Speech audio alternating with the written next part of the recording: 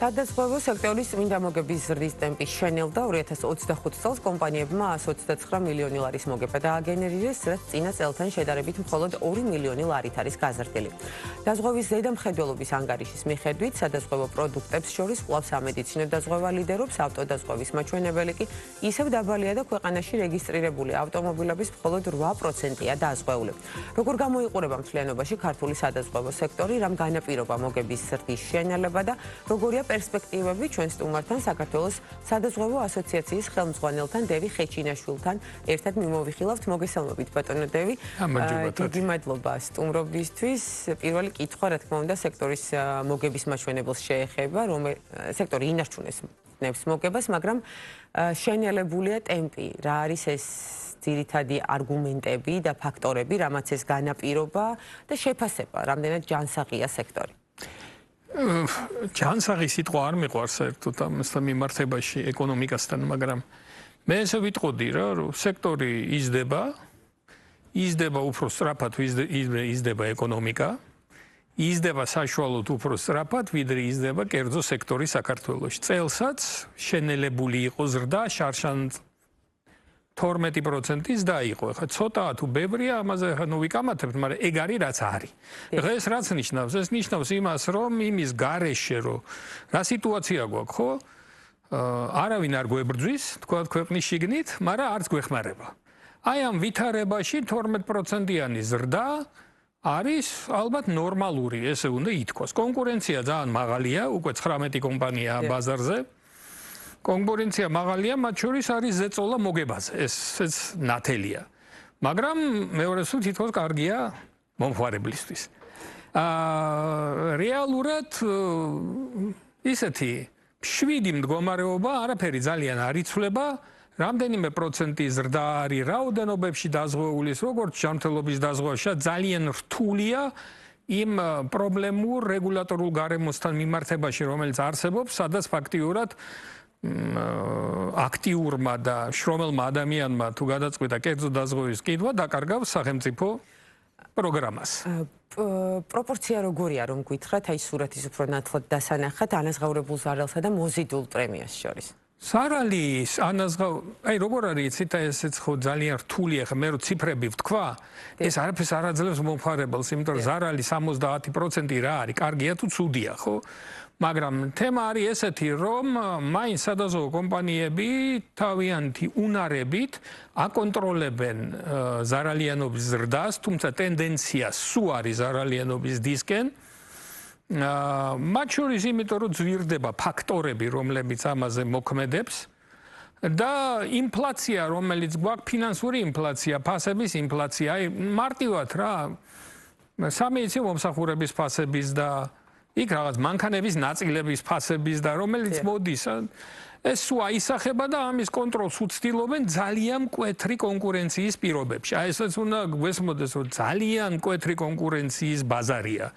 ეს აქ არავის არ აქვს საშუალება, რომ თქვათ რაღაცა ზემოგებებზე ან რამეზე ითამაშოს, მაგრამ ნუ თემა არის ესეთი რა, აი რაც წლების განმავლობაში ვლაპარაკობთ ამაზე, რომ ბევრად მეტი შეუძლია ამ ინდუსტრიას გააკეთოს. აი დღესვე რო გაუშვა, რო გადაატრიალო გასაღები, უკვე ბევრად მეტის გაკეთება შეუძლია ეკონომიკური დაცვის.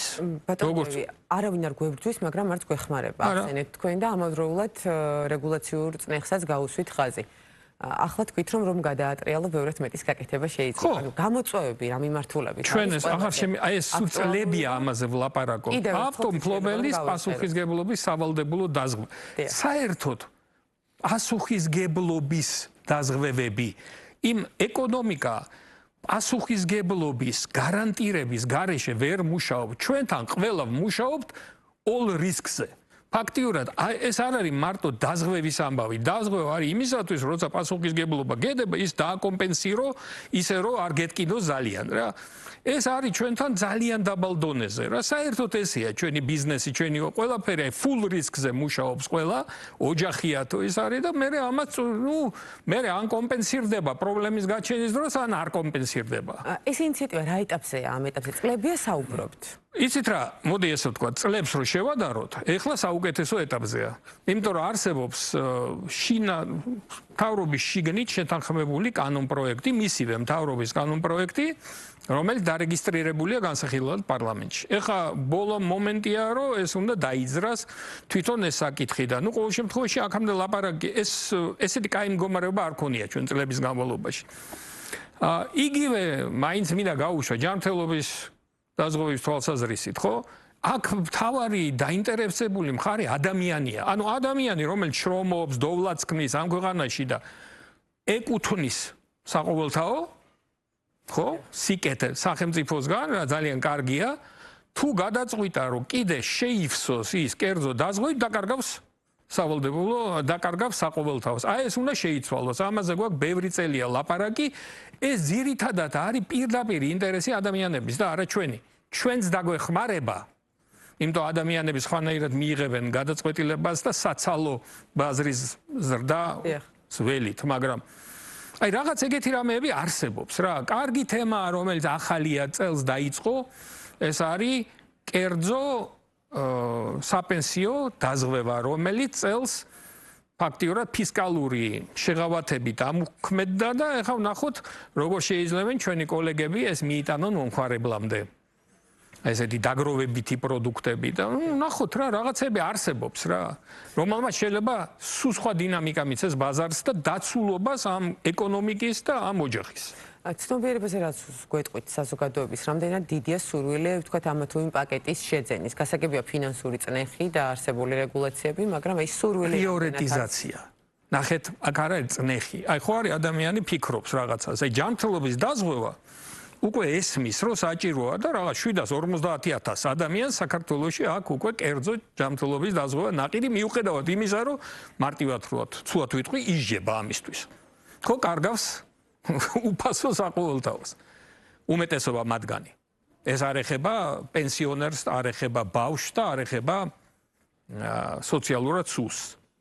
მაგრამ მიუხედავად ამისა ყიდულობს, ეს არ არის პატარა მაჩვენებელი. ეს ნიშნავს, რომ რაღაცაში, ანუ პრიორიტიზაციას როგორ აკეთებ. მანქანა რო სულ 8% ყავს, როგორ თქვენ ძანე დაზღვეული, ეს ნიშნავს, რომ მაინც მანქანასთან მიმართებაში და თუმცა ეს იცის ყველამ, რომ სულ ხდება, ხო? ავტოსაგზაო შეხვედრა ხდება, სულ და სულ ხარჯია.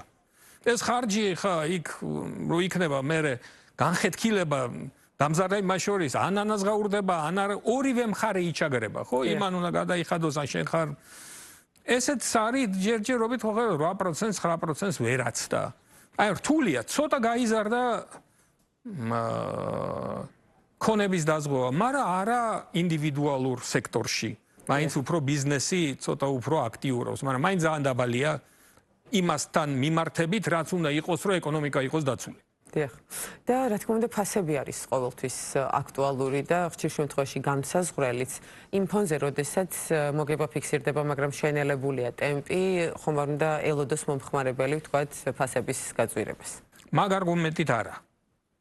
მაგრამ ეხა ფასების და იმდენი ფაქტორი მოქმედებს ამაზე, რომ აუცილებლად მოხდება წელსაც. სადღაც 10-12% ფასების და სულ იყო ხომე. ну იქ რო ჩავთვლით აქ რაღაც 7% ინფლაცია რაღაც არ არის, ну ისეთია რა.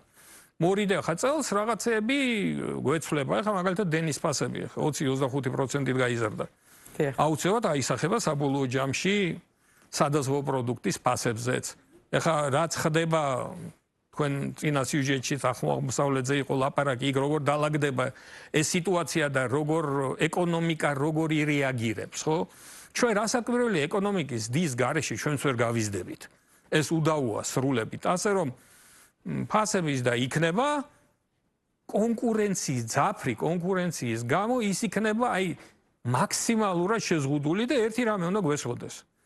არავის არ აწყობს ფასების და, იმიტომ რომ დაზღვევა განსაკუთრებით არ არის პირველი ხარისხის მოხმარების პროდუქტი, იმაზე უფრო ადვილად იტყვის მომხმარებელი უარს, ამიტომ არ გვაწყობს და მაქსიმალურად უნდა შევინარჩუნოთ სტაბილურობა ფასებში. და რაც გვეტყვით სექტორის ზომაზე 19 სადაზღვევო კომპანია, როგორც აღნიშნეთ, არაერთხელ ახსენეთ, რომ კონკურენცია არის ბაზარზე.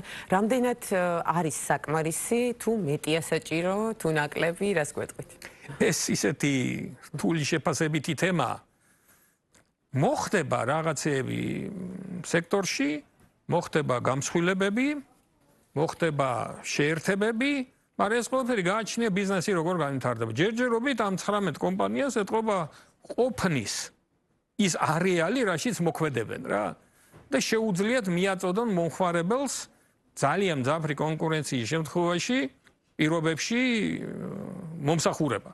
ამიტომ მე ვერ ვიტყვი, რომ ბევრია თუ ცოტა, ამას არ აქვს ამას არსებითი მნიშვნელობა, მთავარია, რომ აი როგორ იქნება, აი მაგიტო არის რა, მთავარი არის თემა ის, რომ ადამიანი შევიდეს სადაზღვევო ურთიერთობაში. ნახოს იქიდან სიკეთე, ამას მიეჩვიოს, როგორც არის განვითარებულ ქვეყნებში. იქ წარმოუდგენელია, რომ ვინმე ავტომობილში ჩაჯდეს ისე ან ქუჩაში გავიდეს, რომ პასუხისგებლობა არ ქონდეს დაზღვეული.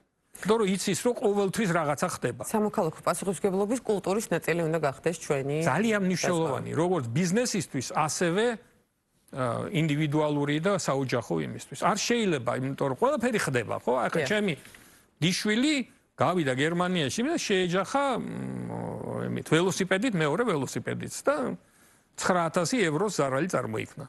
დიახ. რო არ ქონოდა დაზღვევა, იქნებოდა პრობლემა. პირადი ფინანსური წნეხი. კი, დასაკვირველია. კი ბატონო. ძალიან დიდი მადლობა ტრადიციულად საინტერესო საუბრისთვის. საქართველოს სადაზღვევო ასოციაციის ხელმძღვანელი დევი ხეჩინაშვილი იყო ჩვენი სტუმარი და ვსაუბრობდით სადაზღვევო ინდუსტრიაზე ჩვენს ქვეყანაში.